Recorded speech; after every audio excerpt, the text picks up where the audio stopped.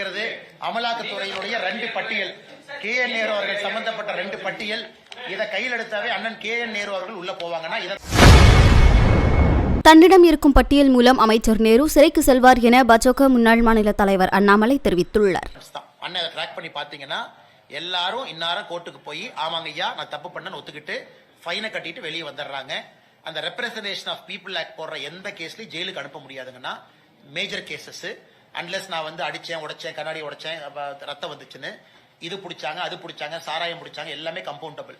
அதுவும் ஒரு பிரச்சனை. இன்னைக்கு ரெப்ரசன்டேஷன் ஆஃப் பீப்புள் ஆக்ட்ல ஒரு பெரிய பிரச்சனை என்னன்னாங்கன்னா இன்னைக்கு ஓட்டருக்கு நம்ம கிஃப்ட்னு என்ன சொல்றோமோ அது எல்லாமே கம்பவுண்டபிள் அஃபென்ஸா இருக்கு. சாரி கேட்டு கோர்ட்ல எக்ஸ்கியூஸ் கேட்டு கோர்ட் உங்களுக்கு ஒரு சாதாரண அபராதத்தை விதித்த பிறகு அபராதத்தை கட்டிவிட்டு வெளியே வந்துடலாம். அப்படித்தான் எல்லா கேஸும் போகுது.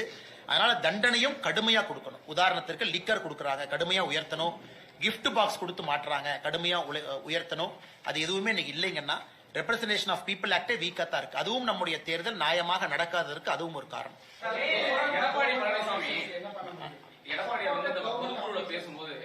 அமலாக்கத்துறை ஒரு பட்டியல் வச்சிருக்காங்க, தேர்தலுக்கு முன்னாடி இன்னும் நிறைய பேர் உள்ள போவாங்க.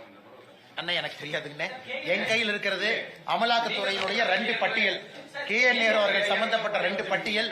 இதை கையில் எடுத்தாவே அண்ணன் KN நேரு அவர்கள் உள்ள போவாங்கன்னா இதைத்தான் எடுக்க நான் சொல்றேன். மேடம் அண்ணே வந்துட்டேன். மேடம் பார்த்தா ஃபர்ஸ்ட் கேள்வி கேட்கிறேன்.